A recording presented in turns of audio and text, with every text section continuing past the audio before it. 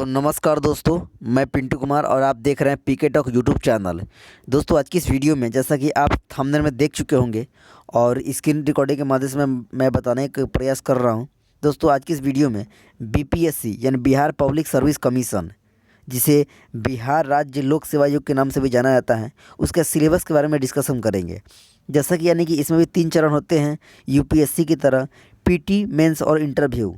तो दोस्तों आज ये सभी के जो सिलेबस है उस सभी के बारे में डिस्कस करेंगे। कितने मार्क्स से पूछा जाते हैं, क्या क्या ड्यूरेशन होता है, क्या क्या एलिजिबिलिटी होते हैं, सभी के बारे में डिस्कस करेंगे। तो आप बने रहिए इस वीडियो में अंत तक और आप देखते रहिए पीके टॉक यूट्यूब चैनल। दोस्तों जैसा कि आप अभी देख पा रहे हैं स्क्रीन पर बिहार गजट, यानी ये जो एक पेज मैंने ले रखा है पीडीएफ, ये जो है बीपीएससी के ऑफिशियल वेबसाइट से ये मैंने पेज वहाँ से लिया है, पीडीएफ फॉर्म में है और इसी के माध्यम से ये जो है मैं सिलेबस बताने का प्रयास करूँगा। तो ये ऑफिशियली सिलेबस है। तो चलिए हम शुरू करते हैं आज का एपिसोड और आप देखते रहिए पीके टॉक यूट्यूब चैनल।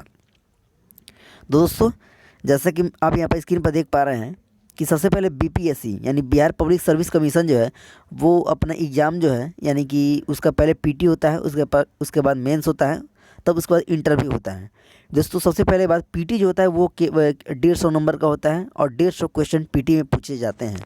उसमें जो है पीटी यानी केवल क्वालिफाइंग होता है और जो मेरिट बनता है वो केवल मेंस और इंटरव्यू के मार्क्स पर मेरिट बनता है।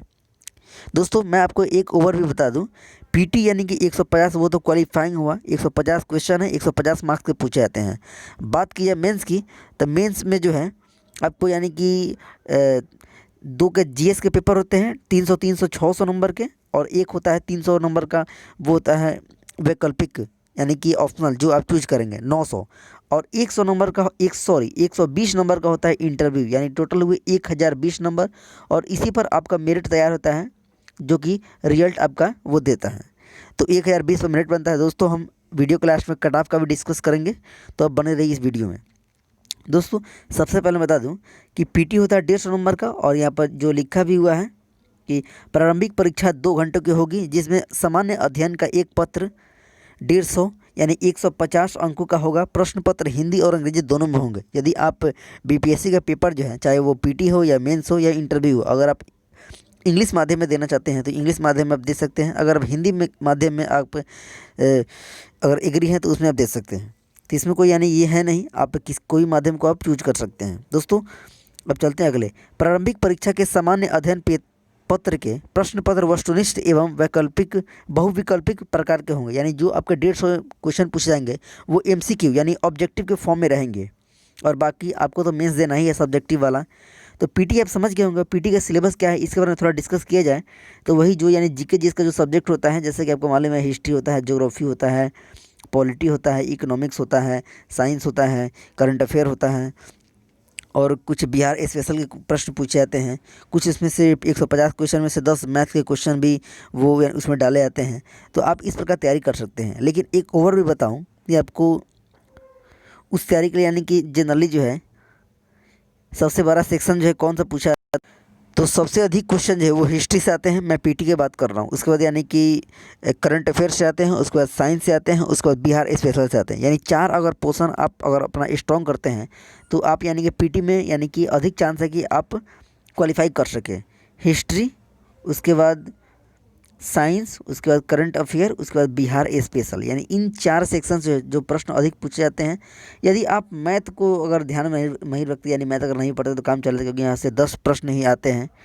तो ये बहुत बड़ा सेक्शन हुआ था, आप यहाँ से यानी कि इसको कवर कर सकते हैं। और इसके अलावा भी कुछ हेल्पिंग सब्जेक्ट होते हैं, जैसे ज्योग्राफी हो गया, पॉलिटी हो गया, इकोनॉमिक्स हो गया, इन सारी सेक्शन से भी क्वेश्चंस आते हैं। तो आप इसे भी यानी आपको पढ़ना होगा। लेकिन मैंने मेजोरिटी वाला सेक्शन यहाँ पर बताया है कि किस किस सेक्शन से आपको प्रश्न पूछे जाएंगे जो कि अधिक की संख्या में होते हैं।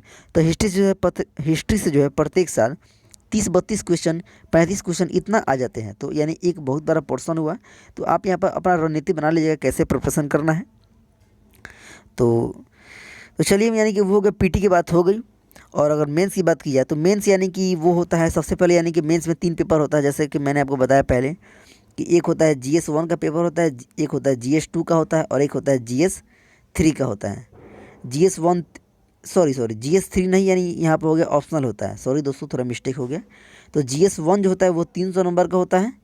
GS2 हो गया वो 300 नंबर का होता है, और जो ऑप्शनल होता है वो भी होता है 300 नंबर, यानी 3 3 3, और यानी कि टोटल मिलाकर होगा 900 नंबर, जो कि आपका मेंस का पेपर है। दोस्तों इन 3 पेपर देने से पहले आपको एक और पेपर मतलब वो देना होता है, जो कि हिंदी का होता है, जनरल हिंदी यानी सामान्य हिंदी, वो होता है 100 नंबर का। लेकिन दोस्तों ये बात है कि इसमें आपको कम से कम यानी कि 30 नंबर इसमें ज़रूर लाना है, यानी ये क्वालिफाइंग होता है हिंदी वाला। अगर आप हिंदी का पेपर देते हैं, आपका कम से कम 100 में 30 आता है, तभी आपका जो बाकी का पेपर जो होता है, चाहे वो GS1 हो, GS2 या ऑप्शनल हो, वो चेक होता है।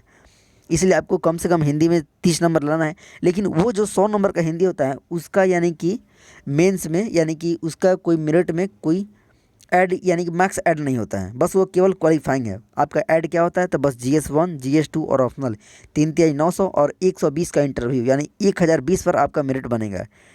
और दोस्तों अगर ड्यूरेशन की बात की जाए एग्जाम ड्यूरेशन की, तो तीनों पेपर यानी कि GS1 हो, GS2 हो या सामान्य हिंदी हो, चाहे वो ऑप्शनल हो, सभी पेपर जो है 3 3 घंटे के होगी। और जो इस बार का जो यानी कि 65वीं BPSC का जो मेंस होने वाला है 25 26 और 28 नवंबर 2020 को, तब 25 नवंबर को जो है, और 26 नवंबर को और 28 नवंबर को, तीनों दिन जो है मेंस का एग्जाम होने वाला है, 3 दिन होता है। तो यानी कि बहुत सारे जो जो अभ्यर्थी जो 65वीं का प्री पास किए हैं, तो वो तो बैठेंगे ही। तो आप एक रणनीति को बना करके तैयारी ज़रूर करें, तो आप सफल ज़रूर होंगे।